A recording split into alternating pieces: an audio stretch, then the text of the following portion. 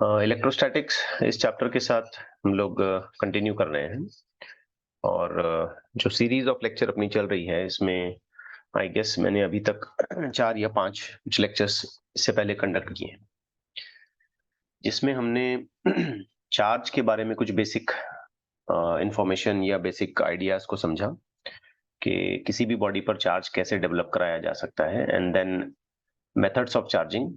और फिर हमारा डिस्कशन आगे कंटिन्यू कर रहा है for Coulomb's law. Coulomb's law in magnitude and as well as Coulomb's law in its vector form। तो ये सारी बातें अब हमारी हो चुकी हैं और हमने इन जनरल अगर बहुत जल्दी से इसको समराइज किया जाए तो हमने ऐसे कहा कि अगर हमारे पास दो अलग अलग चार्जेस हैं, for example Q1 and let's say another charge Q2 here, and now they are being separated by some distance, in fact these are the point charge, यानी कि छोटे चार्जेस की बात हो रही है। तो अकॉर्डिंग टू कूलम्स लॉ इनके बीच में जो फोर्स डेवलप होगा वो लिखा जा सकता है 1/4 पाई epsilon naught charge q1 q2 the magnitudes divided by distance square। and if you really want to show that force तो like चार्जेस के लिए ये फोर्स ऐसे बाहर की तरफ दिखाया जाएगा रिपल्शन को रिप्रेजेंट करते हुए। इस फोर्स को हम लिख सकते हैं फोर्स ऑन 1 2। इस फोर्स के लिए हम लिख सकते हैं फोर्स ऑन 2/1। अगर हम बहुत ध्यान से देखें तो ये फोर्स ऑन 1 2 का मैग्नीट्यूड एग्जैक्टली इक्वल होगा फोर्स ऑन 2 1 के मैग्नीट्यूड के, और इसको हम इन जनरल एफ कॉल कर सकते हैं। उसके बाद हमें ये भी ख्याल रखना है कि force on 1 2 as a vector जब लिखा जाता है तो ये आपस में एक दूसरे के नेगेटिव वेक्टर्स होते हैं।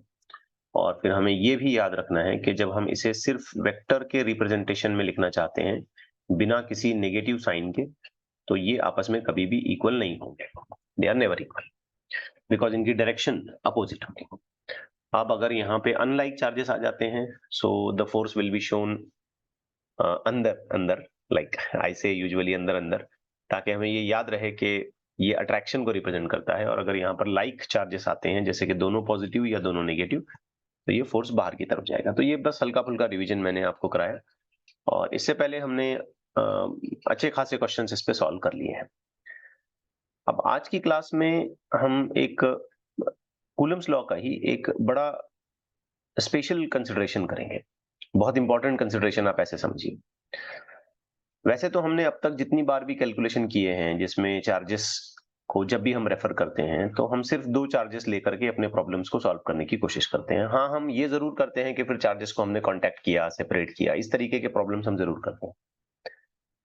बट इफ यू थिंक कि हमारे पास अगर 2 से ज्यादा चार्जेस आ जाते हैं, if you have multiple charges 3 4 5 6, तो फिर ऐसी कंडीशन में जो इन चार्जेस का इंटरैक्टिव फोर्स डेवलप होगा वो कैसे निकाला जाएगा, क्या तरीका होगा, उसका क्या मेथड होगा। तो फॉर अ कॉम्प्लेक्स सिचुएशन जिसमें we have multiple charges with weird different separations, different magnitudes, different their possibilities of positive and negative, to find out the net force हम एक बड़े सिंपल से प्रिंसिपल का इस्तेमाल करते हैं जिसे हम कहते हैं superposition principle. Okay, superposition principle ये काफी यू में से जनरल टर्मिनोलॉजी है, ठीक है, बिल्कुल ऐसी टर्मिनोलॉजी जो हम अलग अलग चैप्टर्स में अलग अलग कंसेप्ट्स के लिए अप्लाई करते हैं। सुपरपोजिशन हम वेव्स के लिए यूज करेंगे, लाइट्स के लिए यूज करेंगे, 2 वेक्टर्स के लिए यूज कर सकते हैं, और जैसे यहाँ पे अब आज हम कूलम्स लॉ के लिए भी सुपरपोजिशन प्रिंसिपल का इस्तेमाल कर रहे हैं। सुपरपोजिशन प्रिंसिपल हर उस जगह पे यूज किया जाता है जहां पे हमारे पास कुछ मल्टीपल एस्पेक्ट्स हैं जो एक साथ किसी एक पॉइंट पर अप्लाई किए जा रहे हैं। तो सुपरपोजिशन प्रिंसिपल का बिल्कुल सिंपल सा फंडा ये कहता है कि उन सारी चीजों का आपने क्या करना है, वेक्टर सम करना है। वेक्टर सम, अब वेक्टर सम क्या होता है ये हम जानते हैं। किसी भी फिजिकल प्रॉपर्टी को, किसी भी फिजिकल क्वांटिटी को अगर वो वेक्टर है तो उसे वेक्टोरियली ऐड करना या ऐसे ऐड करना जहां पर हम वेक्टर्स के रूल्स अप्लाई करते हैं, एल्जिब्रा से ऐड नहीं करना, वेक्टर रेफरेंस में उसको ऐड करना। जैसे मैं आपके सामने एक छोटा सा एग्जांपल रखता हूं। फॉर एग्जांपल बच्चों, हमारे पास एक सिंगल चार्ज है यहाँ पे Q, और हमने क्या किया, इस सिंगल चार्ज के सामने कुछ सेपरेशन लेते हुए दो अलग अलग चार्जेस रखे। ठीक है, चलो ये भी मान लेते हैं कि इन दोनों का जो सेपरेशन हमने किया वो सेम या अलग, व्हाटएवर यू से, हमने लेट्स से कि यहाँ का जो सेपरेशन किया ये R1 किया, यहाँ का सेपरेशन हम कह सकते हैं कि R2 किया। ठीक है, अब हम ये कहते हैं कि ये जो दूसरे चार्जेस हमने रखे हैं, लेट्स से कि ये वाला चार्ज जो है ये Q है और ये वाला चार्ज भी है ये Q है फॉर एग्जाम्पल। अब बच्चों अगर मैं आपसे ये सवाल करता हूं कि ये सारे अगर पॉजिटिव हैं तो फिर इस स्मॉल q चार्ज पर कितना फोर्स आएगा। चलो इस प्रॉब्लम को थोड़ा सा सिंप्लीफाई कर देते हैं और ये कहते हैं कि ये डिस्टेंसेस भी सेम है, चले तो थोड़ा हमारा सिंप्लीफिकेशन यहाँ पे हो जाएगा। तो अगर मैं आपसे ये क्वेश्चन करूं कि इस स्मॉल q चार्ज पर कितना फोर्स आएगा, टोटल फोर्स हम कैसे निकालें। तो बच्चों सबसे पहले देखो तो हर एक चार्ज एक दूसरे चार्ज के साथ इंटरेक्शन बिल्ड करता है। ठीक है, यहाँ पे अगर ये एक्स्ट्रा 2 चार्जेस की बजाय एक्स्ट्रा 10 चार्जेस भी होते ना, तो वो सारे के सारे 10 चार्जेस के साथ ये अपना इंटरेक्शन बिल्ड करेगा। इस पर कोई बंदिश नहीं है, इस पे कोई लिमिटेशन नहीं है कि भाई तुमने सिर्फ एक के साथ इंटरेक्ट करना है, दूसरे के साथ नहीं करना है, ऐसा नहीं है। ये चार्ज सभी सराउंडिंग चार्जेस के साथ इंटरेक्ट करेगा और सभी चार्जेस के लिए अपना अपना पॉसिबल फोर्स वो डेवलप करेगा। अब जैसे सोचें अगर हमने ये कहा कि ये दोनों चार्जेस जो है ना ये पॉजिटिव हैं, तो बच्चों ये आपस में एक दूसरे को रिपेल करेंगे और इनका रिपल्शन बाय डायरेक्शन हम ऐसे दिखाते हैं ना, अलोंग द लाइन ज्वाइनिंग, ये हम ऐसे दिखाएंगे आपस में। लेट्स से कि ये फोर्स F है फॉर एग्जाम्पल। ठीक है बच्चों, उसी तरीके से इन अ सिमिलर वे ये चार्ज इस वाले चार्ज के साथ भी इंटरेक्ट करेगा। अब ऐसा नहीं है कि इसने इसके साथ इंटरेक्ट कर दिया अब इसका फोर्स बन गया तो ये खामोश हो गया, ऐसा नहीं।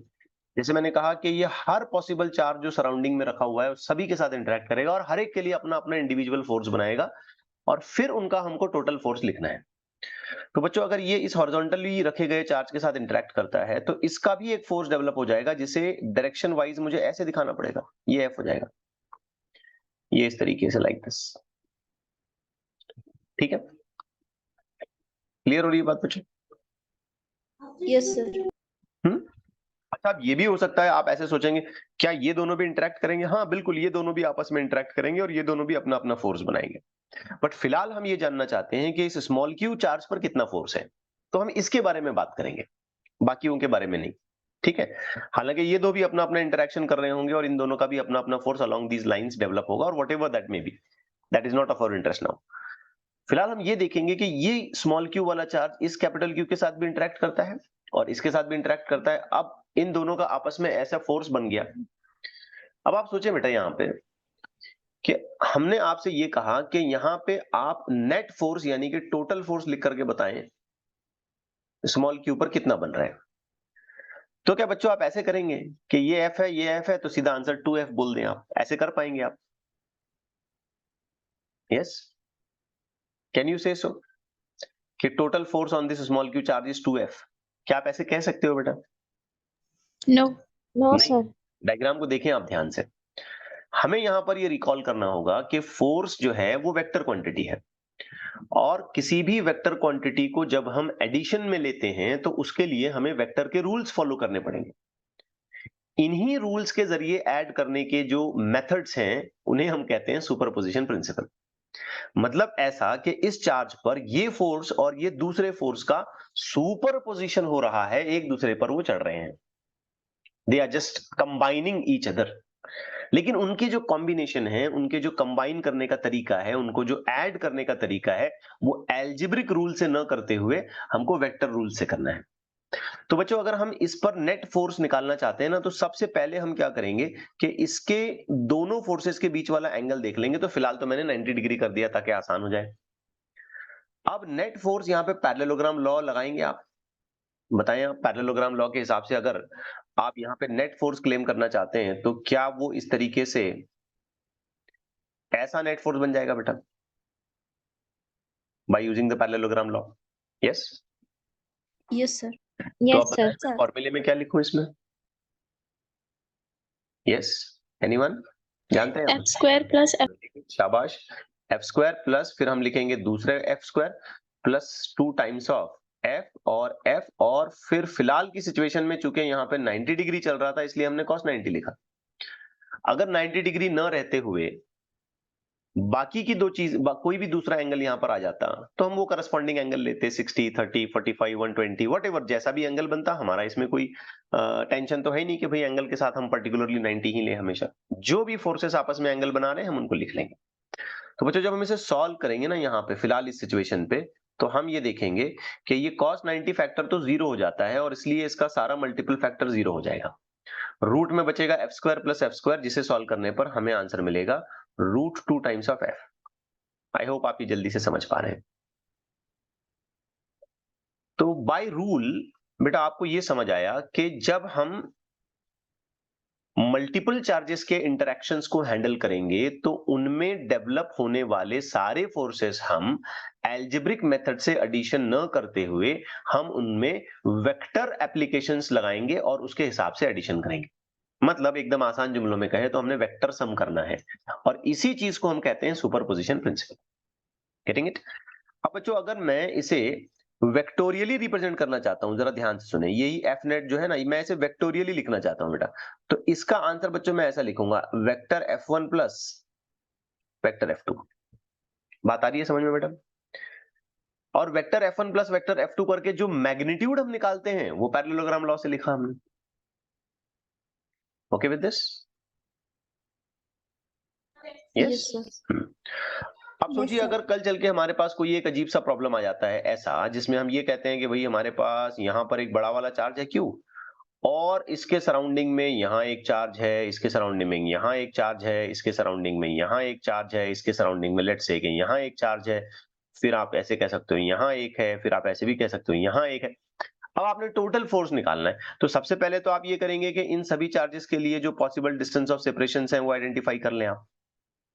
ठीक है, अब इनमें से हर एक की वजह से जो फोर्स बन रहा होगा, लेट्स से इसकी वजह से F1, इसकी वजह से F2, इसकी वजह से F3, F4, F5, F6, तो ऐसी सूरत में आपसे ये पूछा जाता है कि भाई बताएं नेट फोर्स कैसे आएगा, तो आप आंसर क्या लिखेंगे?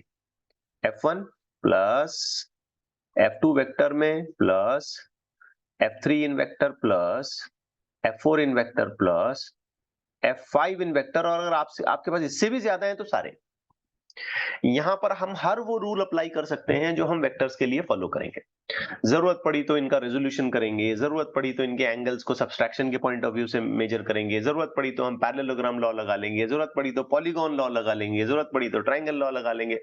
Whatever you say, all those possible rules and regulations which we have studied for a vector sum, वो सारे के सारे हम यहाँ पे अप्लाई करेंगे। तो इन वन लाइन अगर हम ये कहें कि मल्टीपल चार्जेस की असेंबली में नेट फोर्स निकालने के लिए हम कौन से मेथड ऑफ एडिशन का इस्तेमाल करेंगे? Vector sum. Vector sum, that's it. अब 99% जो प्रॉब्लम्स बनते हैं उसमें हम अक्सर पैरेललोग्राम लॉ सीधा सीधा लगाते हैं, क्योंकि हम एक एक दो दो इसी तरीके से चार्जेस को हैंडल करते जाएंगे और उसके रेजोल्यूशंस की भी हम हेल्प लेंगे। हम वेक्टर को रिजॉल्व करते हैं, उसके कंपोनेंट्स बनाते हैं, उसकी भी हम हेल्प लेंगे। तो ये जो सुपरपोजिशन प्रिंसिपल है, अगर हम इसे एक स्टेटमेंट में लिखना चाहें तो हम ऐसे लिख सकते हैं। देखें यहाँ पे लिखा गया when the number of charges are interacting, numbers of the charges are interacting, actually number ही आना चाहिए, the total force on the given charge is the vector sum of individual forces exerted on the given charge by other charges। तो बस बात इतनी सी है कि vectorially add करें। Now let me take you give some examples। मैं कुछ examples आपके सामने रखता हूं ताकि ये बातें आप बहुत अच्छे से समझ पाए। पहले एक बहुत सिंपल एग्जांपल से हम शुरू करते हैं, बहुत ही आसान सा। देखें, Now we have 3 charges, हर एक का मैग्नीट्यूड जो है ये 20 माइक्रोकूलम है and they are placed along the straight line. ये सबसे सिंपल हो सकता है। स्ट्रेट लाइन में जब आपने रखा तो सारे फोर्सेस अलोंग द लाइन आएंगे, तो या तो वो सीधे सीधे ऐड होंगे या फिर वो सीधे सीधे सब्सट्रैक्ट होंगे। Now successive charges are being 2 meter apart as shown in the figure, तो फिगर मैं यहां बना देता हूं। लेट्स से कि ये उन 3 चार्जेस के बारे में बात चल रही है। ये Q1 हो गया, ये मिडल में एक और आया Q2 हो गया, और यहां एक और आया Q3 हो गया, सच दैट के Q1 का मैग्नीट्यूड, Q2 का मैग्नीट्यूड एंड Q3 का magnitude is just 20 microcoulomb as given in the question. Now it is also been provided that के इनका जो सेपरेशन है वो 2 मीटर है, जैसे कि बताया जा रहा है। ठीक है, अब हमसे ये पूछा है calculate the force on the charge on the right and, मतलब ये जो Q3 है इस पर फोर्स निकालें आप। तो बच्चों Q3 पर फोर्स बचे हुए दोनों चार्जेस की वजह से आएगा, क्या कहते हो? क्या Q3 पर फोर्स ऐसा आएगा रिपल्सिव, जिसे बच्चों आप लिख सकते हो force on 3 due to 1, correct है? Yes, sir. और बेटा Q3 पर एक और फोर्स इसी लाइन पर ही आएगा, जिसे आप लिख सकते हो force on 3 due to 2, correct है? ये रेड वाले फोर्स को मैंने ज्यादा बड़ा इसलिए बनाया क्योंकि ये चार्ज नजदीक है, ये नजदीक है तो ज्यादा फोर्स लगाएगा। और ये ग्रीन वाला फोर्स जो मैं Q1 की वजह से दिखा रहा हूं, इसको मैंने वेक्टर में थोड़ा छोटा इसलिए बनाया क्योंकि ये Q1 चार्ज Q3 से थोड़ा दूर है, अगर वो उसका सेपरेशन ज्यादा है तो उसका फोर्स भी थोड़ा सा कम बनेगा। बहरहाल अगर आप Q3 का नेट फोर्स निकालना चाहते हो, टोटल फोर्स निकालना चाहते हो, तो आपने देखा यहां पे कि 3-1 वाला फोर्स और 3-2 वाला फोर्स ये दोनों सिंगल डायरेक्शन में ही हैं, स्ट्रेट डायरेक्शन, एक ही डायरेक्शन में आ रहे हैं रिपल्सिव कंडीशन के हिसाब से। तो क्या यहां पर हम सीधे सीधे इनका एडिशन कर सकते हैं? यस? Yes. हाँ, Yes. ये एक आसानी यहां पर हो जाती है अगर चार्जेस एक सिंगल लाइन में रखे गए हैं। अगर यही चार्जेस थोड़ा बहुत एंगल बना रहे होते तो इन फोर्सेस में भी एंगल बनता, और अगर एंगल बनता तो फिर हमको पैरेललोग्राम लॉ या किसी पॉलीगॉन लॉ या किसी दूसरे मेथड पे शिफ्ट करके अपने कैलकुलेशन को पूरा करना पड़ता। Is it okay? Yes, sir. कोई सराउंडिंग वॉइस में डिस्टर्बेंसेस तो नहीं हो रहे ना? यस। तो हम यहां पर एक सिंपल से क्वेश्चन को हैंडल कर रहे हैं जिसमें हमने देखा कि चार्जेस बिल्कुल एक सिंगल लाइन में रखे हुए हैं, तो फोर्सेस डायरेक्टली ऐड कर लें। अच्छा बच्चों, फोर्सेस जब हम डायरेक्टली ऐड करेंगे तो आप देखें F31 को हम कैसे लिखेंगे, तो आंसर आएगा 1/4 pi epsilon not, charge number 3, charge number 1 और फिर डिस्टेंस बिटवीन 3 एंड 1, 3 से लेकर के 1 तक का पूरा डिस्टेंस लेना पड़ेगा, क्या कहते हो, सही है? Yes, फिर sir. आगे कंटिन्यू करेंगे 1/4 pi epsilon not, charge number 3 और चार्ज नंबर 2 का मल्टीप्लीकेशन उसके मैग्नीट्यूड का, और डिस्टेंस भी हमको लेना पड़ेगा 2 और 3 के बीच का। ठीक है, तो इनके सारे नंबर्स हम पुटअप कर लेते हैं। चलिए, बहुत आसान क्वेश्चन है ये, इसमें कोई खास बात नहीं है। सो वी हैव 9 × 10⁻9, उसके बाद Q3 का वैल्यू 20 × 10⁻6, Q1 का वैल्यू है 20 × 10⁻6, Q3 और Q1 के बीच का सेपरेशन 4 है, इसलिए 4 का स्क्वायर। आई होप आप समझ पा रहे हैं, 3 से लेकर के 1 का सेपरेशन 2 + 2 4 हो गया, प्लस फिर एक बार आएगा यहाँ पे 9 × 10⁻9 इंटू, हालांकि हम इसे पहले ही कॉमन ले सकते हैं but I am just doing with full explanation, you में से, and then the whole factor divided by 2 का स्क्वायर। करेक्ट जा रहे हैं? Yes, sir. अब देखिए ये 20 400 हो गया है ना, दिस विल बिकम 400, 20 × 20, 400 जब हम 9 के साथ मल्टीप्लाई करेंगे तो कितना हो जाएगा? 3600. 3600। तो 3600, फिर ये -12 है, -6 और ये 9 के साथ जब उसको हम कंबाइन करेंगे 10⁻+9 और -6, तो ये आ जाएगा 10⁻3। करेक्ट है? इसको मैंने पूरा कॉमन लिया और यहां पे मैंने लिखा 1/16 प्लस यहां पे मैंने लिखा 1/4। देख लें आप, क्योंकि ये सेम कैलकुलेशन यहां पर भी बनता है, सिर्फ अब ये 4 का स्क्वायर 16 आ गया, ये 2 का स्क्वायर 4 आ गया, and that's it, you are done with the calculation. Okay, Yes, sir. now let's complete it. So Fnet is equal to, let's just take this as 3.6, इनका कॉमन एलसीएम ले लेंगे 16, this will become 1 + 4, so that will become 3.6 multiplied by 5/16। Division करें और बताएं क्या answer आता है। चलें तेजी से करें।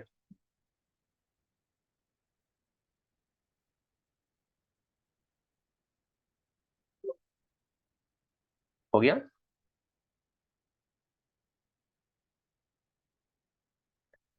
यस,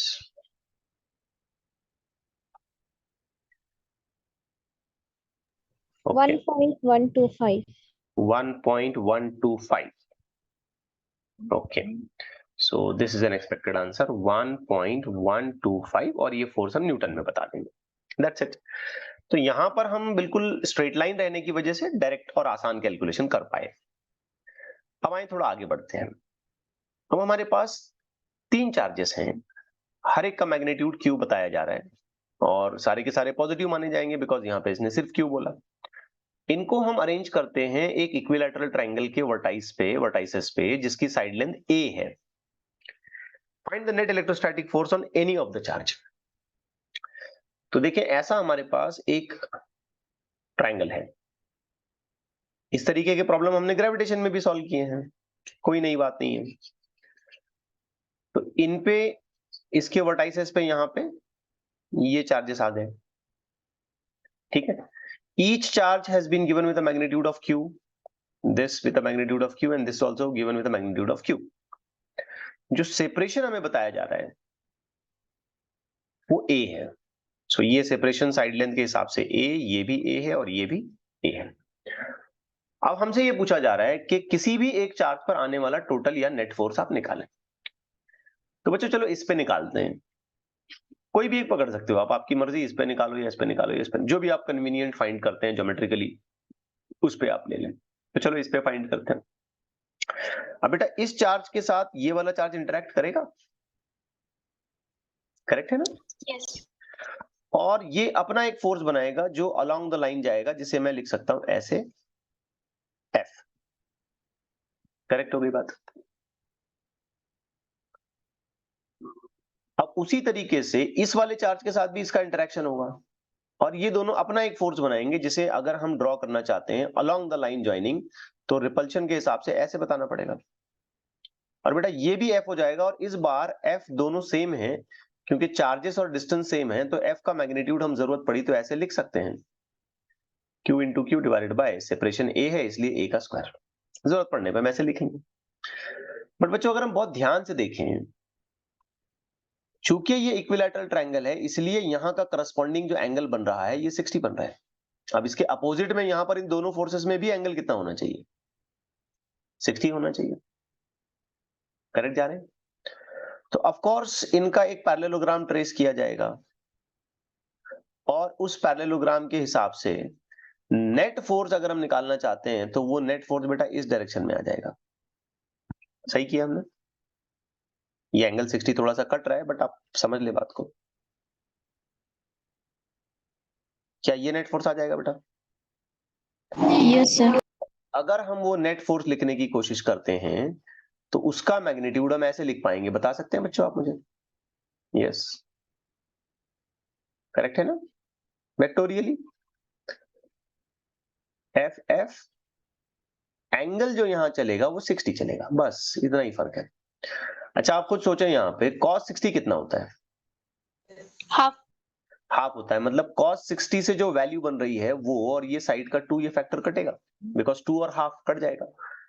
तो आपको जो स्क्वायर रूट में चीजें मिल रही हैं वो हो जाएंगी f का स्क्वायर प्लस फिर एक बार f का स्क्वायर प्लस फिर f का स्क्वायर। तो पता चला ये आंसर आ गया √3f, और हम इसे चाहें तो ऐसे लिख सकते हैं 1/4 पाई एप्सिलॉन नॉट, ये हो गया q square divided by a square. ये f के लिए आया बच्चों, लेकिन इसके सामने क्या है? √3। तो हम चाहें तो फाइनल जो क्लेम है नेट फोर्स का, वैसा कर सकते हैं, और उसकी डायरेक्शन भी देखें ऐसी बाहर की तरफ आएगी। अब इस क्वेश्चन में एक और चीज बताइए, मतलब एक और एडिशनल चीज पूछी इन्होंने, what will be the net force if one of the charge is taken negative. इसको तो जैसा वैसे रखना है, क्वेश्चन की थीम कुछ ऐसी होगी कि इस चार्ज को नहीं चेंज करना, लेकिन ये जो दोनों चार्ज यहां इंटरेक्ट कर रहे हैं ना, ये वाले दोनों जो इसके साथ इंटरेक्ट कर रहे हैं, तो इन दोनों में से किसी एक को नेगेटिव बना लेते हैं, फिर देखते हैं कि फोर्स कितना आता है। आए ये डायग्राम मैं फिर एक बार बनाता हूं। तो ये कुछ ऐसा अपना ट्रायंगल था जो कि इक्विलैटरल था, इसके वर्टाइसेस पे चार्जेस रखे गए हैं, ये एक, ये दूसरा वाला, ये तीसरा वाला। इस बार क्या करते हैं कि इस चार्ज को कर देते हैं नेगेटिव, दोनों में से किसी भी एक को, और ये है पॉजिटिव, और ये जो यहां रखा गया है ये भी पॉजिटिव है।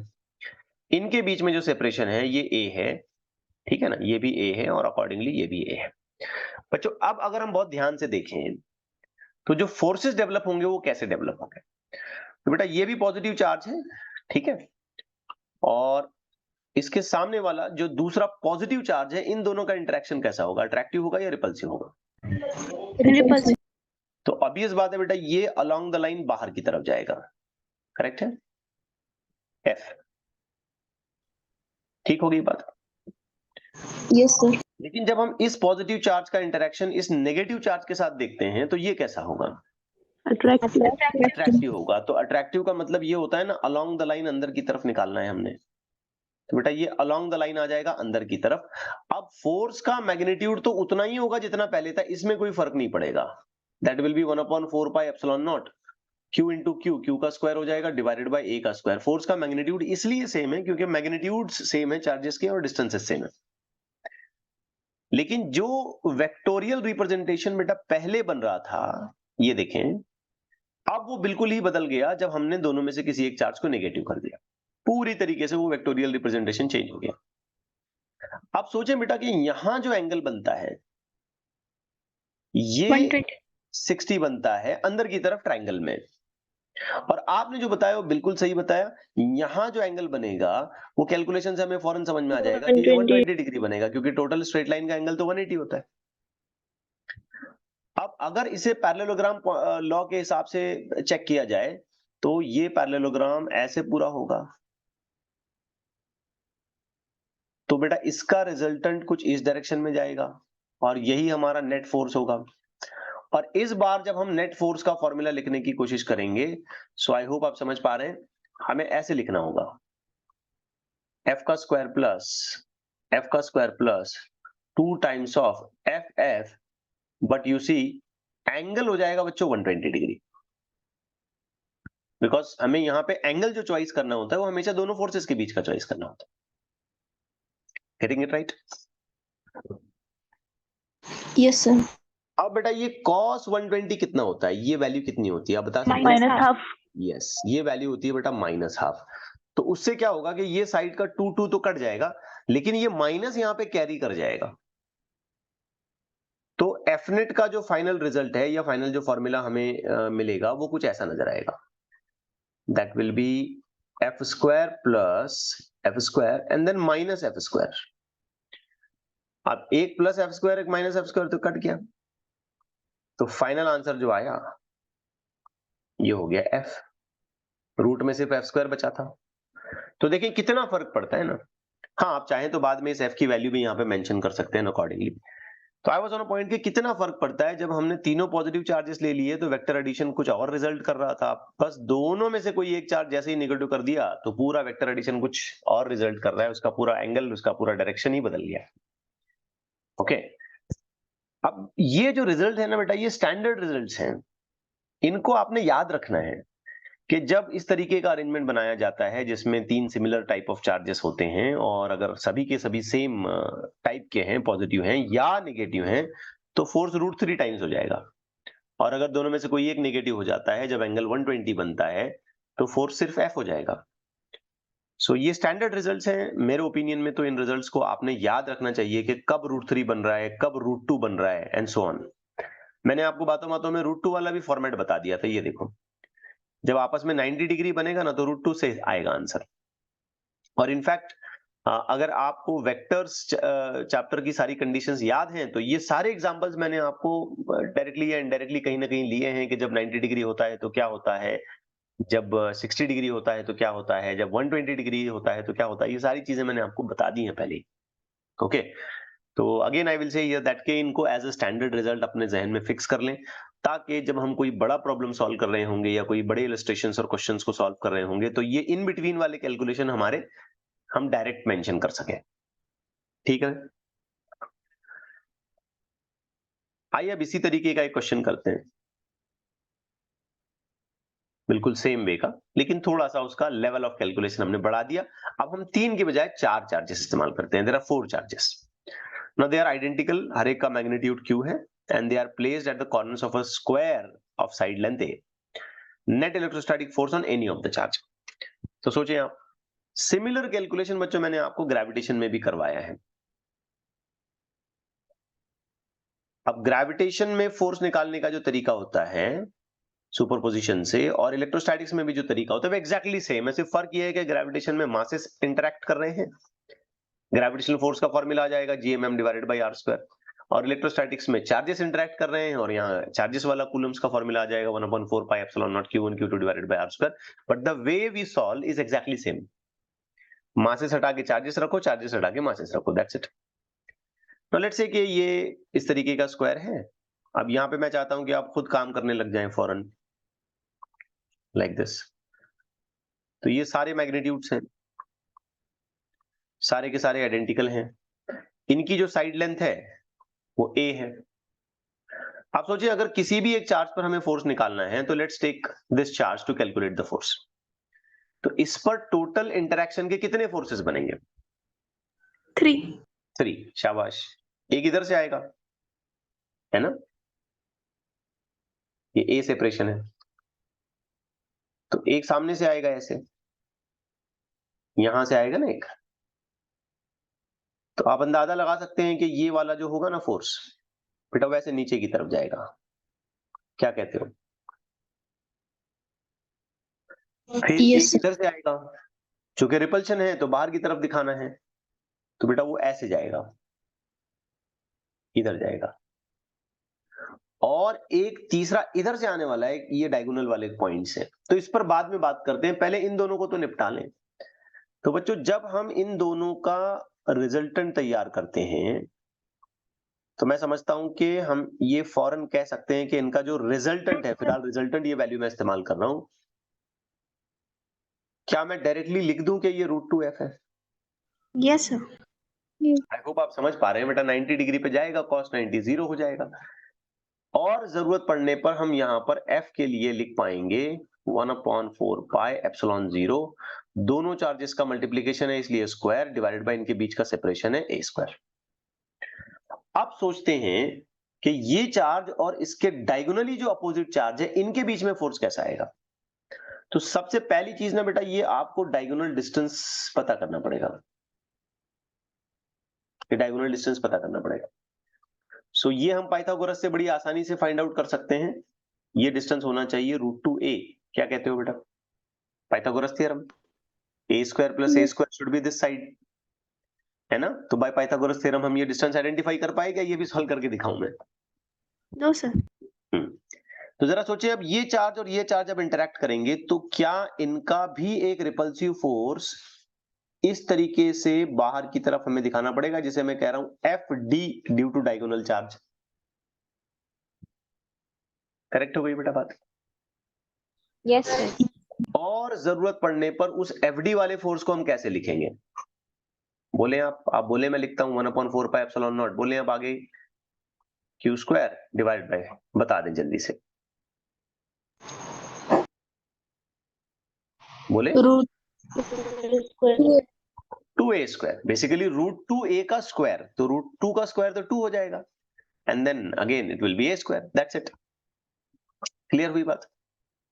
Yes, sir. अब बच्चों मैं आप ही से एक छोटा सा सिंपल सा सवाल करता हूं कि उस कॉर्नर वाले चार्ज पे जो नेट फोर्स आएगा वो कितना होगा। तो इस कॉर्नर वाले चार्ज पे वैसे देखा जाए तो ऐसे 3 फोर्सेस आ रहे हैं, ये F और ये FD। लेकिन इस F और F का रिजल्टेंट तो तैयार हो चुका है ना। इन दोनों का मिला के आंसर तो FR आ चुका है। तो इस पर आने वाला टोटल फोर्स अब अगर मैं लिखना चाहता हूं तो क्या हमें ऐसे लिखना पड़ेगा, FR plus रिजल्टेंट प्लस वो डायगोनल वाले चार्ज का फोर्स, इन दोनों का रिजल्टेंट जो इसी डायरेक्शन में आया प्लस करें इस डायगोनल वाले चार्ज का फोर्स। करेक्ट है? Yes, sir. अब साइड में लिखे हुए फॉर्मूलीज को ध्यान से देखो। क्या हम उसमें से 1/4 पाई एप्सिलॉन 0 और q square by a square ये टर्म कॉमन ले सकते हैं? ले सकते हैं, बिल्कुल, है क्या नहीं? Yes, sir. यहाँ बचेगा √2 और यहाँ आ जाएगा 1/2। देखें आप, चाहे तो हम इसको थोड़ा बहुत सिंप्लीफाई कर सकते हैं या चाहे तो इसे ऐसे ही छोड़ दें, कोई प्रॉब्लम नहीं है। बस मेरा इंटरेस्ट इस प्रॉब्लम को समझाने में इस हद तक है कि आपने इन चीजों को यू में से वेक्टोरियल बेसिस पे कैलकुलेट कैसे किया जाता है, ये अपने दिमाग में अच्छे से बिठाना है, क्योंकि जैसे जैसे हम इस चैप्टर में आगे बढ़ते जाएंगे हम और ज्यादा बड़े और कॉम्प्लेक्स प्रॉब्लम्स की तरफ शिफ्ट करेंगे। ठीक है, ये इलेक्ट्रोस्टैटिक्स वेरी लेंथी चैप्टर, हम बहुत दूर तक जाने वाले हैं। नंबर ऑफ लेक्चर्स पता नहीं कितने होंगे, क्योंकि इसका कुछ हिस्सा हमारा बाद में 12th में भी आएगा। तो लॉन्ग सीरीज ऑफ लेक्चर्स तैयार होगी, फिर इसी के कंटिन्यूएशन में कैपेसिटर्स भी आएगा, आगे एक डिवाइस है, आगे पढ़ना है हमको। तो ये जो शुरुआती लेक्चर मैं ले रहा हूँ वो बहुत धीमे धीमे चल रहा हूँ मैं, बहुत आसानी से एकदम सिंपल सिंपल चीजों को आपके सामने रखते हुए, ताकि आपके कंसेप्ट क्लियर हो जाए। तो यहाँ पे फोकस इस बात पे मैं आपको करवाना चाहता हूँ कि भाई मल्टीपल चार्जेस आते हैं ना, तो आपने वेक्टोरियली सोचना है, डायरेक्टली नहीं करना आपने काम। आओ अब एक और क्वेश्चन इसी लाइन में करते हैं, इसी आइडिया पर एक और क्वेश्चन करते हैं। ठीक से सोचें इस पे भी। 5 point charges each of value q are placed on the 5 vertices of a regular hexagon। अब ये थोड़ा कंफ्यूजन है, हेक्सागोन के वर्टाइसेस तो 6 होने चाहिए, है ना? हेक्सागोन 6 साइडेड फिगर्स है, तो उसके कॉर्नर्स भी तो 6 होने चाहिए, लेकिन उन्होंने 5 बोले, तो ठीक है, कोई प्रॉब्लम नहीं है। सबसे पहले बच्चों मैं एक हेक्सागोन यहाँ पे तैयार करता हूं। लेट्स से कि ये कुछ ऐसी 6 साइडेड फिगर है, साइड लेंथ इक्वल बनानी होगी हमें। I will be trying my level best to get it geometrically correct. अब ये हुए बेटा साइड लेंथ एल, एल कहीं की भी मेजर कर लो आप, एल एल एल एल। अब इसके वर्टाइसेस पे चार्जेस हैं, ये एक इधर रखा, ये दूसरा इधर रखा, ये तीसरा इधर रखा मान लें, ये चौथा इधर, और ये पांचवा इधर, छठा फ्री है कॉर्नर, ये वर्टेक्स फ्री है, नहीं रखा हमने क्योंकि क्वेश्चन में तो सिर्फ 5 ही बताए उसने। अब इस बात है, इस हेक्सागोन का कहीं एक सेंटर भी क्लेम किया जाएगा, ठीक है, तो यहां कहीं इसका सेंटर होगा। अब ये पूछ रहा है कि what is the magnitude of force on the point charge of value -q place at the centre of the hexagon.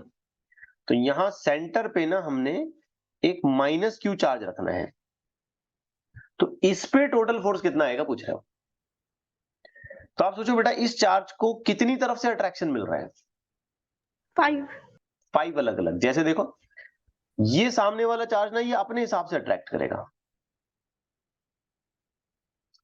फिर उसके बाद ये वाला चार्ज अपने हिसाब से अट्रैक्ट करेगा, ये वाला चार्ज अपने हिसाब से अट्रैक्ट करेगा, ये वाला चार्ज भी अपने हिसाब से अट्रैक्ट करेगा, और ये वाला चार्ज भी अपने हिसाब से अट्रैक्ट करेगा। अब जरा ध्यान तो लगाओ कि इस चार्ज का अट्रैक्शन क्या ऐसे ऊपर की तरफ दिखाना होगा मुझे, बिकॉज अट्रैक्शन तो अंदर की तरफ दिखाया जाता है ना, अलोंग द लाइन, तो ये ऐसे दिखाऊंगा मैं एफ। फिर उसी तरीके से ये दूसरा जो चार्ज है जो इसको इधर खींच रहा है, इसको इधर दिखाऊंगा, फिर ये जो इसको इधर खींच रहा है इसको इधर, इधर का अट्रैक्शन ऐसे दिखाया जाएगा, और फाइनली इधर वाला अट्रैक्शन ऐसे दिखाया जाएगा। और हेक्सागोन जो हम फिलहाल कंसीडर कर रहे हैं ये एक सिमेट्रिक फिगर है, एंगल्स बराबर हैं, लेंथ्स बराबर हैं, साइड लेंथ्स, तो सिमेट्रिक फिगर है, मतलब डिस्टेंसेस चार्जेस सब सेम है लिए हमने। अब ये जो डिस्टेंस होता है ना सेंटर से लेके किसी भी एक वर्टेक्स तक का, ये साइड लेंथ के ही बराबर होता है। ये ज्योमेट्रिकल प्रॉपर्टी आपको पता होगी हेक्सागोन की, ठीक है ना? ऐसा सिमेट्रिक हेक्सागोन अगर हम बनाते हैं तो सेंटर से लेके एक वर्टेक्स का डिस्टेंस ये उतना ही होता है जितना ये साइड लेंथ का है, और ये एंगल हम मेजर करेंगे तो ये 120 हो जाता है। इसको इक्वल बाइसेक्टर के हिसाब से देखेंगे तो इधर 60, इधर 60, तो इधर भी 60, तो ये इक्विलैटरल ट्रायंगल बनेगा। अगर बेटा ये इक्विलैटरल ट्रायंगल बन गया तो ये सब इक्वल लेंथ के हिसाब से आएंगे, ठीक है? तो एज अ प्रॉपर्टी ज्योमेट्री के हिसाब से आपको ये पता ही होगा कि सेंटर ऑफ द हेक्सागोन से लेके इसके वर्टेक्स तक का डिस्टेंस उतना ही होता है जितना इसका साइड लेंथ है, if it is a symmetric one. अब बात प्रॉब्लम की ये नहीं है, प्रॉब्लम की बात ये है कि फोर्स कैसे फिगर आउट करें, फोर्स कैसे फाइंड आउट करें। तो बच्चों बहुत ध्यान से देखो कि ये जो फोर्स है क्या इस फोर्स के इक्वल और अपोजिट है? Yes. तो क्या ये दोनों आपस में एक दूसरे को कैंसिल कर देंगे? Yes. बिल्कुल सिंपल। अगर इस चार्ज को इधर 10 न्यूटन मिल रहा है और इधर 10 न्यूटन मिल रहा है तो इधर उधर का एफर्ट्स तो पूरा पूरा कैंसिल आउट हो जाएगा, निकल जाएगा, निपट जाएगा, खत्म हो जाएगा। अब उसी तरीके से क्या ये वाला फोर्स और ये वाला फोर्स आपस में एक दूसरे के अपोजिट हैं? Yes. और cancel तो out. ये भी क्या करेंगे, ये भी आपस में एक दूसरे को कैंसिल आउट कर देंगे and you will be just losing all 4 forces. ये चारों फोर्सेस हैं, आप लूज कर दोगे। 5 में से 4 तो ऐसे ही चले गए, वेक्टोरियल सम के हिसाब से उनका सब्ट्रैक्शन हो गया। बचा कौन? एक ही सामने वाला एफ बच गया, ग्रीन वाला। और अगर मैं लिखना चाहता हूं तो मैं ऐसे लिख पाऊंगा 1/4 पाई ये एप्सिलॉन नॉट। दोनों चार्ज का मैग्नीट्यूड लेंगे तो क्यू स्क्वायर। आपको पता है दोनों का मैग्नीट्यूड लेना होता है, भले ये नेगेटिव है लेकिन हम यहाँ माइनस साइन नहीं लगाते हैं फोर्स लिखते वक्त। फिर डिवाइडेड बाय इन दोनों में जो सेपरेशन है वो एल है, तो ये आपने कर दिया एल का स्क्वायर। खत्म हो गई बात। ऐसे इसे सॉर्ट आउट किया जाएगा। आई होप आप ये सारी बातें ठीक ठाक तरीके से समझ पा रहे हैं। Yes, Yes or no? sir. अब बच्चों इसी में क्या होता है, वेक्टर एडिशन करते करते या वेक्टोरियली सब्सट्रैक्शन होते होते कुछ बड़ी इंटरेस्टिंग सी चीजें आ जाती हैं। बड़ी इंटरेस्टिंग सी चीजें, जैसे देखो, इमेजिन करो कि अगर मैंने यहां एक और चार्ज रखा होता, यहां पे ये जो वर्टेक्स खाली रह गया था, यहां भी अगर मैं एक चार्ज रखता तो क्या मुझे इस एफ के अपोजिट में एक और दूसरा एफ नीचे मिल जाता? Yes. अब टोटल आंसर क्या आता? 0. 0। 0. तो ये वेक्टर एडिशन करते करते, ज्योमेट्रिकल अरेंजमेंट की वजह से, चार्ज की पोजीशनिंग की वजह से ऐसा हो सकता है कि किसी गिवन चार्ज पे टोटल फोर्स जो है ना वो 0 हो जाए। दिस इज द पॉसिबिलिटी, ऐसा हो सकता है। और बच्चों अगर ऐसा हो गया, इस तरीके का पॉसिबिलिटी हो गई, तो हम फिजिक्स में उस चीज को कहते हैं इक्विलिब्रियम। क्या कहेंगे उसको? Equilibrium. इक्विलिब्रियम। हम पढ़ चुके हैं मैकेनिक्स में इसको थोड़ा बहुत। इक्विलिब्रियम मतलब एक ऐसी कंडीशन जहां पर किसी बॉडी पर आने वाला नेट फोर्स 0 हो जाता है, पूरा का पूरा फोर्स आपस में ही खत्म हो जाता है, कोई फोर्स उस पर बाकी नहीं बचता, तो उसे हम इक्विलिब्रियम कहते हैं। अब यहां पर इस चैप्टर में हम इसे सिर्फ इक्विलिब्रियम ना बोलते हुए बोलेंगे electrostatic equilibrium, because we are dealing with the charges. ठीक है? Yes, sir. तो बाय डेफिनेशन अगर हम इसमें कुछ लिखना चाहते हैं कि भाई क्या है इक्विलिब्रियम, कैसा है, तो हम सबसे पहले तो डेफिनेशन ऐसी बनाएंगे कि भाई वो जगह, वो पोजीशन जहां पे किसी पॉइंट चार्ज के ऊपर हमने देखा, हमने कैलकुलेट किया तो नेट फोर्स 0 हो गया। तो सिंपल याद रखें, इक्विलिब्रियम का मतलब एक ऐसी सिचुएशन जहां पे नेट फोर्स हो जाता है 0। ये इक्विलिब्रियम 3 तरीके की हो सकती हैं। आप जानते हैं, आपने पढ़ा है पोटेंशियल एनर्जी के कंसेप्ट में, है ना? एक होता है स्टेबल इक्विलिब्रियम, दूसरा होता है, बताएंगे बेटा? Unstable equilibrium. Unstable equilibrium, potential energy chapter में पढ़ा है हमने। और तीसरा जो होता है वो होता है न्यूट्रल इक्विलिब्रियम। Neutral equilibrium. अब स्टेबल इक्विलिब्रियम की पहचान क्या है? तो मैथमेटिकली तो वो उसके मिनिमा मैक्सिमा के पॉइंट ऑफ व्यू में चला जाएगा, लेकिन हम वैसे ना सोचते हुए थोड़ा उसके फिजिकल कंडीशन के हिसाब से जज करने की कोशिश करें कि भाई स्टेबल इक्विलिब्रियम कब आएगा, अनस्टेबल कब आएगा और न्यूट्रल कब आएगा। तो एक सिंपल तरीका देखें। स्टेबल इक्विलिब्रियम में अगर कोई चार्ज है, यानी कि उस पर नेट फोर्स 0 है, और आपने उसको थोड़ा सा मूव किया, डिस्टर्ब किया, हटाया, और वो चार्ज दोबारा उसी पोजीशन में आने की कोशिश करता है, उस पर ऐसे फोर्सेस डेवलप हो जाते हैं जो दोबारा उसे उसी जगह पे ले आते हैं जहां पर वो इक्विलिब्रियम में था, तो ऐसे इक्विलिब्रियम को हम कॉल करेंगे stable. If charge tries to return back to the same equilibrium position, उसे अगर इनिशियल इक्विलिब्रियम पोजीशन से थोड़ा हटाया जाता है, मूव किया जाता है, और वो दोबारा उसी हालत में आने की कोशिश करता है, तो ऐसे इक्विलिब्रियम को हम क्या कॉल करेंगे? स्टेबल। बात आ रही है बच्चों समझ में? अनस्टेबल का मतलब क्या? बिल्कुल आसान। अब चार्ज इक्विलिब्रियम में आया, मान लो फोर्स तो 0 हो गया उस पे, लेकिन आपने उसको वहां से हटाया, तो वहां से हटाने के बाद चार्ज दोबारा उस जगह पर आने की बिल्कुल कोशिश नहीं करता है, और इनफैक्ट उसके पास कोई ऐसी टेंडेंसी ही नहीं है कि वो उस जगह पे दोबारा जाए। वो वहां से हटा तो बस हट गया। आपको याद होगा मैंने ऐसे बाउल का एग्जांपल देके बताया था, अगर कोई हमारे पास जो स्फीयर है वो बाउल के अंदर है, वहां से हटाएंगे तो दोबारा वो इक्विलिब्रियम पे आएगा। और बाउल के ऊपर अगर किसी स्फीयर को रखा हमने, वहां से हटाएंगे तो वो नीचे गया तो गया, बस दोबारा उस इक्विलिब्रियम को अटेन नहीं कर पाएगा। याद आ रहा है कुछ? ये पोटेंशियल एनर्जी वाले चैप्टर में बता चुका हूं बच्चों में। Yes, sir. तो ये अनस्टेबल हो गया। अब न्यूट्रल वाला कमाल का इक्विलिब्रियम होता है, आप उसको उस इक्विलिब्रियम से हटा के दूसरी जगह भी रखेंगे तो वहां भी वो इक्विलिब्रियम में रहेगा। डिस्प्लेस करें उसको तो वो स्टिल इक्विलिब्रियम ही अटेन करेगा। इधर से उठा के उधर रखो, वहां भी उस पे नेट फोर्स जीरो, वहां से उठा के दूसरी जगह पर रखो, वहां भी उस पे नेट फोर्स जीरो, मतलब उसका इक्विलिब्रियम डिस्टर्ब ही नहीं होगा। तो ऐसी सिचुएशन को हम कॉल करेंगे न्यूट्रल इक्विलिब्रियम। ठीक है बच्चों? ठीक है। अब मैं एक छोटा सा एग्जांपल आपको देता हूं, एक दो एग्जांपल हम इसमें करने की कोशिश करते हैं। आप बताएं मुझे कि वो इक्विलिब्रियम कौन से टाइप का बनता है यहाँ पर। जैसे ये पहला एग्जांपल मैं ले रहा हूं, however in the coming class में इस पर और बहुत सारे एग्जांपल्स लूंगा। फिलहाल मेरा इंटरेस्ट बस कुछ हल्का फुल्का इंट्रोडक्शन इस बात के बारे में है कि आपने स्टेबल, अनस्टेबल और न्यूट्रल इक्विलिब्रियम की एक पहचान डेवलप कर लेनी है। देखो बेटा, हमारे पास यहाँ पे कह रहा है कि दो अलग अलग पॉइंट चार्जेस हैं, Q1 Q2, और उनके मासेस हैं m।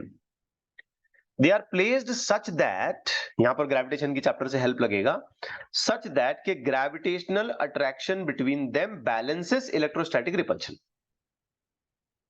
तो वो पूछ रहा है क्या ये स्टेबल इक्विलिब्रियम में है? अगर नहीं है तो फिर कौन से इक्विलिब्रियम में है? मैं इसकी थीम आपको पूरी पूरी समझा रहा हूं बेटा, ध्यान से देखो।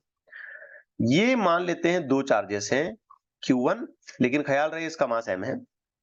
ये बच्चा दूसरा चार्ज है Q2, लेकिन ख्याल रहे कि इसका मास भी m है। अब बेटा इन दोनों में ना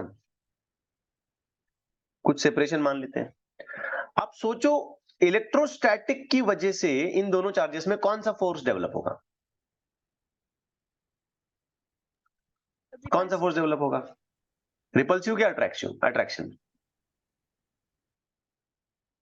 चार्जेस रहने की वजह से इन दोनों में कैसा फोर्स आएगा? रिपल्सिव आएगा क्या अट्रैक्टिव आएगा? दोनों सेम टाइप के हैं। थोड़ा जल्दी से बोले ना बेटा। तो क्या रिपल्सिव फोर्स इन दोनों चार्जेस को एक दूसरे से ऐसे बाहर ढकेलेगा? है कि नहीं? Yes, sir. चलो बेटा, इसको हम लिख लेते हैं force due to electrostatics. Force due to electrostatics E लगा दिया मैंने।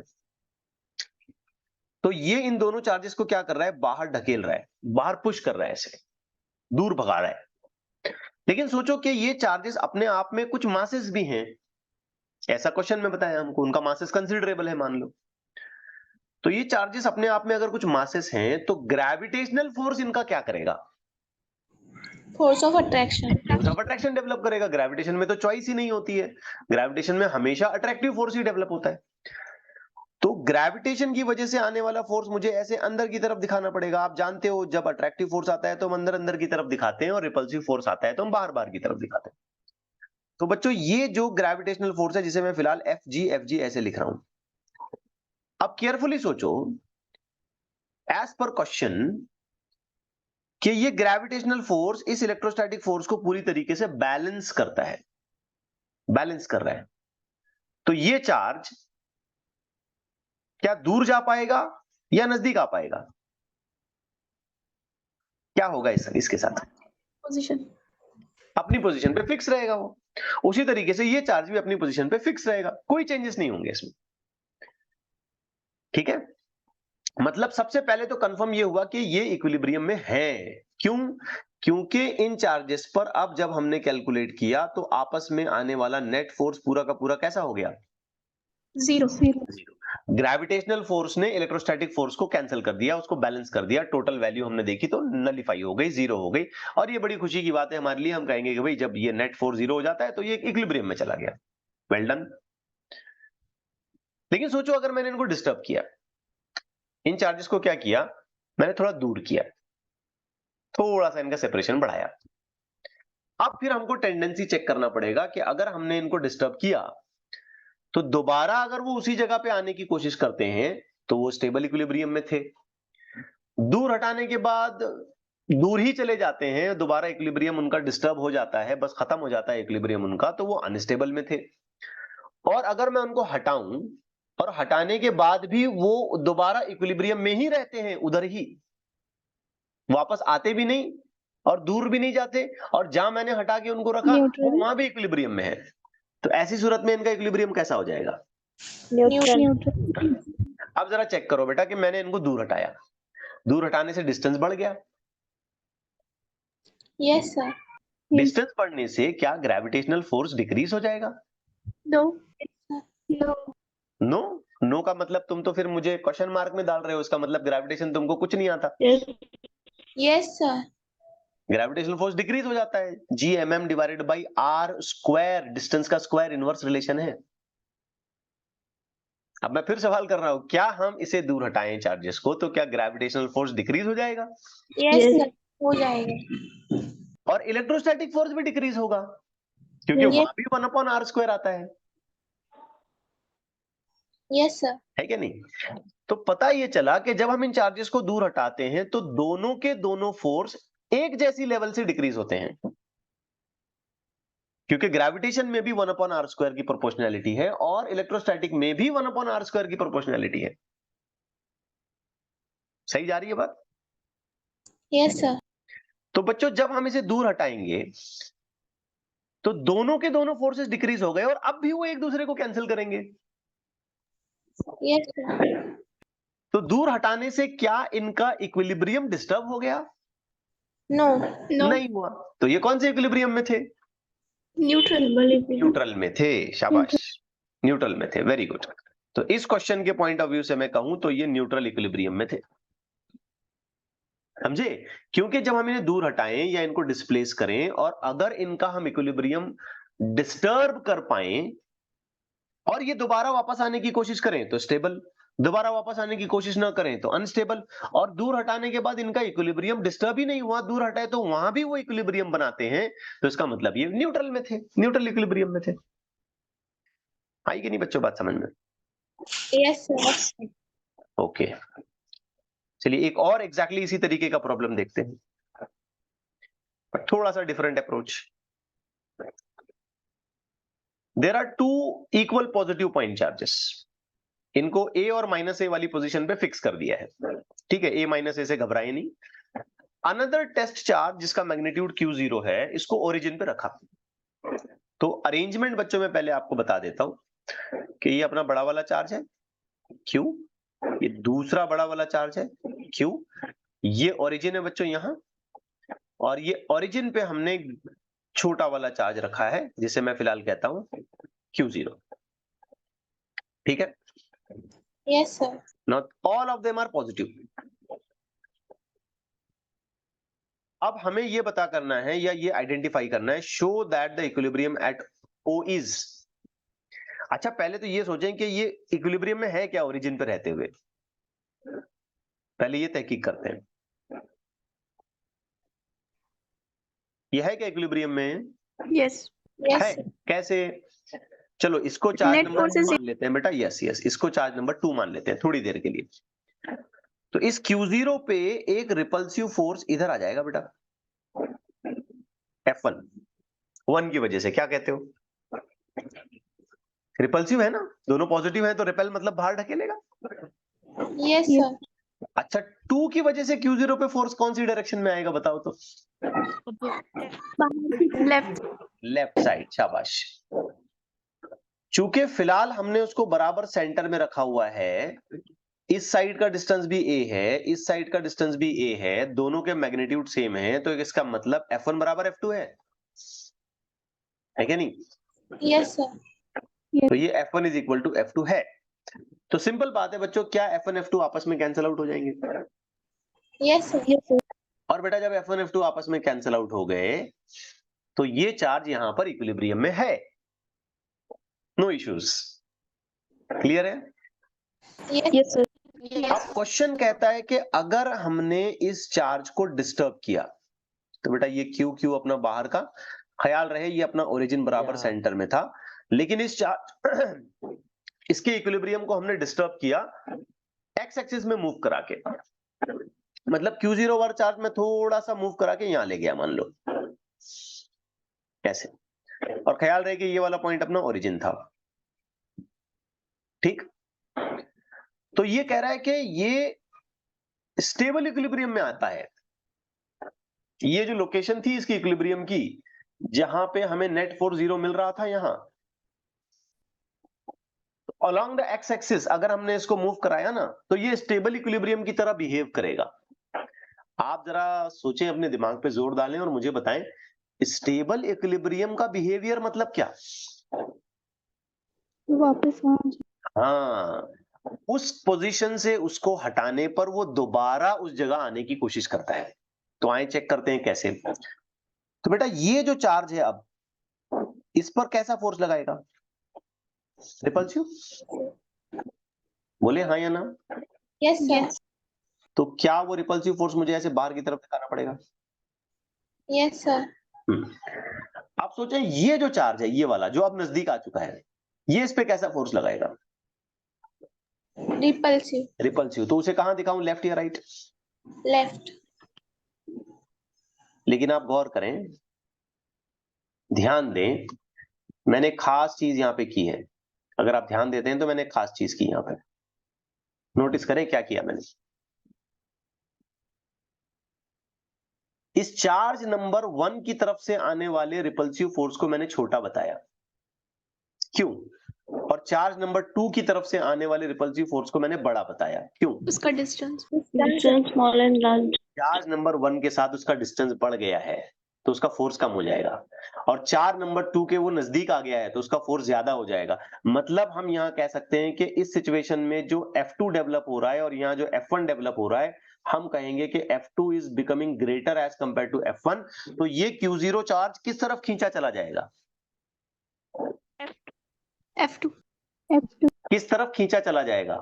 Q1 किस तरफ खींचा चला जाएगा? at their origin at the origin. This is the exact answer, जहां वो पहले था। और जहां वो पहले था, अगर वो अपने आप को दोबारा उसी तरफ खींचता है तो इसका मतलब ये कैसा इक्विलिब्रियम बताता है? stable stable. ये स्टेबल बताता है। अब हमें ये भी प्रूव करना है कि ये अनस्टेबल हो जाएगा अगर ये डिस्प्लेसमेंट मैंने y में किया। आइए देखते हैं, मैं आपको समझाता हूं, बड़े ध्यान से देखना, ये थोड़ा सा मजेदार होने वाला है। तो ये दोनों चार्जेस हो गए, ये अपना Q चार्ज, ये भी Q चार्ज, ये 1 नंबर का मान लेते हैं, ये 2 नंबर का मान लेते हैं। अब इन दोनों के बीच में ये सेपरेशन था और यहां अपना ओरिजिन था। अब बेटा ये जो Q0 चार्ज है, इसको मैं शिफ्ट कराता हूं अलोंग y एक्सिस, थोड़ा सा ऊपर, यहां मैंने इसको शिफ्ट कराया। ध्यान लगाएं। अब बच्चों, जो फोर्स एक्ट होगा ना, पहले उस फोर्स को जस्टिफाई करो आप। ये 1 की तरफ से जो फोर्स आएगा, हो सकता है बेटा ये ऐसी डायरेक्शन में चला जाए।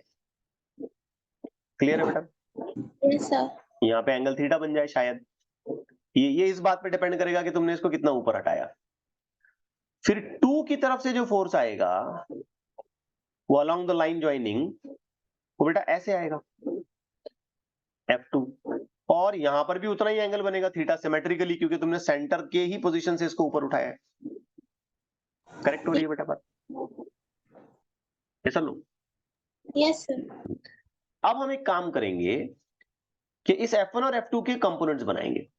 एक कंपोनेंट बच्चों इधर बनेगा, ये भी एंगल थीटा होगा, आप देख सकते हैं। दूसरा कंपोनेंट इधर बनेगा, ये वाला कंपोनेंट क्या बनेगा? F1 cos theta cos theta. ये ऊपर वाला क्या बनेगा?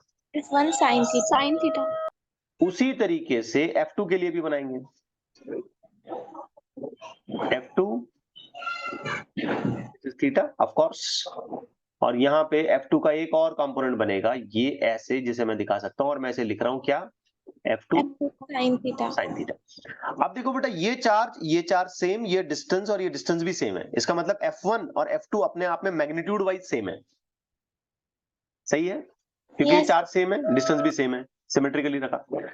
तो ये F2 cos थीटा को ध्यान से देखो और ये F1 cos थीटा को ध्यान से देखो, क्या ये इक्वल अपोजिट रहने की वजह से आपस में कैंसिल आउट हो जाएंगे? yes sir yes. अब बचा कौन? F2 sin theta F1 हाँ, तो क्या इसका मतलब इस पर जो नेट फोर्स आएगा वो आएगा F1 sin थीटा प्लस में sin theta F2 sin theta. तो सबसे पहली बात तो नेट फोर्स 0 नहीं हुआ। अगर यही चार्ज यहां सेंटर में रहता तो इस पे नेट फोर्स 0 हो जाता, तो वो तो 0 नहीं हुआ। मतलब इसका इक्विलिब्रियम गया। करेक्ट है? Yes, sir. दूसरी बात, जब हम इसको यहाँ इक्विलिब्रियम की पोजीशन से हटाते हैं तो ये जो फोर्स है ना, ये तो इसको बाहर ही खींच रहा है। क्या दोबारा इक्विलिब्रियम में लाने की कोशिश कर रहा है क्या उसको? No. नहीं कर रहा है, मतलब ये इसको बाहर ही हटा रहा है। तो ये कौन से इक्विलिब्रियम में था? Unstable. स्टेबल, अगर हम इसे y एक्सिस के रेफरेंस में चेक करें तो। लेकिन वही हमने इसको जब x एक्सिस के रेफरेंस में चेक किया तो ऐसे फोर्सेस का अरेंजमेंट हुआ कि ये दोबारा इसको सेंटर पे लाने की कोशिश करते हैं, दोबारा इक्विलिब्रियम गेन करने की कोशिश करते हैं।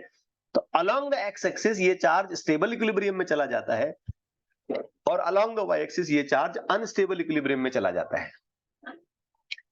बात आ गई बच्चों समझ में? Yes, sir. मैं ये थोड़ी सी डायग्राम यहाँ पे मिक्स हो रही है, इसलिए इसको अलग करने की कोशिश करता हूँ।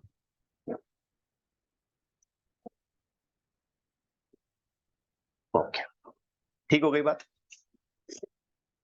Yes, sir. So this is how we try to identify the stable and the unstable equilibrium conditions. Okay. So ख्याल रहे कि ये पोजीशन अनस्टेबल में चली जाती है, ये यहाँ भी, और इसने बाकायदा हमसे बोला भी वही था कि ये प्रूफ करें कि अनस्टेबल अलोंग y एक्सिस हो जाएगा और stable along the x axis हो जाएगा। ठीक है बच्चों? Yes, sir. ये कहानी जस्ट यहाँ पे शुरू हुई है। मैंने आपको सुपरपोजिशन का एक इंट्रोडक्शन दिया और थोड़ा सा इक्विलिब्रियम के बारे में बताया। This is just the beginning of the story. अब हम इसमें और आगे न्यूमेरिकल्स के साथ आगे बढ़ेंगे। Okay, so that will try to cover in the coming class. रुक जाएं फिर यहाँ पे। Yes, sir.